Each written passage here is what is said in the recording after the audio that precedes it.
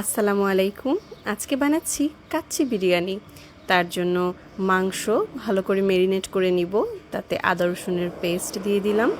এখানে আমি butter milk use করছি।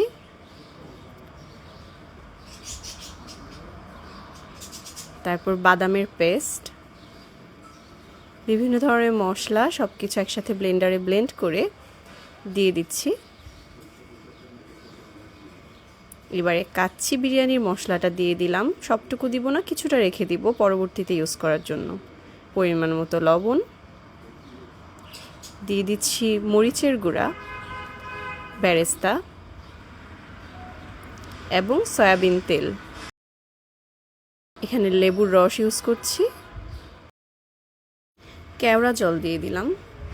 চিলি সস ইউজ করছি। সব মশলা একসাথে ভালো করে মাখিয়ে আধা ঘন্টার জন্য রেস্টে রেখে দিব।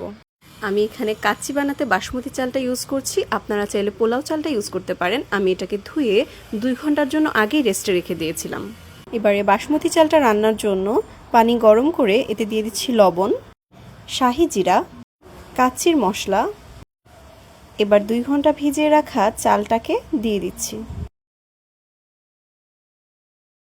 যখন দেখবেন চালটা 80% মতো সেদ্ধ হয়ে গেছে, তখন চালটাকে আরেকটি পাত্রে পানি ঝরিয়ে রাখতে হবে। এবারে মূল প্রিপারেশনে আসি। তার জন্য একটি বড় হাঁড়িতে মেরিনেটেড মাংসগুলোকে রেখে তাতে আগে থেকে ভেজে রাখা আলুগুলোকে দিয়ে দিলাম। এর উপরে কিশমিশ ছড়িয়ে দিলাম।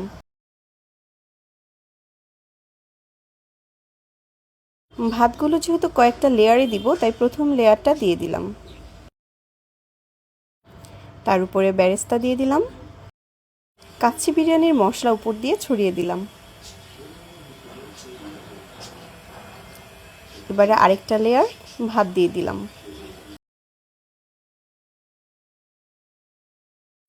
আবারও পেঁয়াজ বেরেস্তা দিয়ে দিলাম।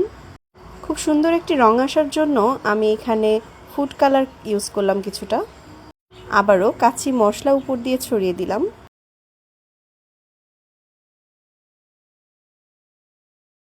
গুঁড়া দুধ, গোলাপ জল এবং কিছুটা ঘি একসাথে মিক্স করে আমি সেই পানিটা গুলিয়ে দিয়ে দিলাম।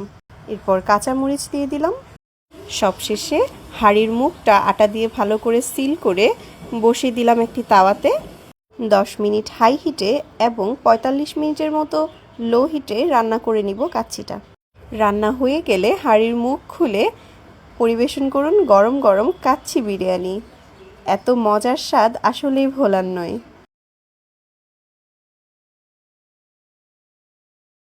স্বাদে ঘ্রাণে একদম পারফেক্ট একটি কাচ্চি বিরিয়ানি। আপনারাও বাসায় বানিয়ে খাবেন এবং জানাবেন কেমন লাগলো। ধন্যবাদ সবাইকে।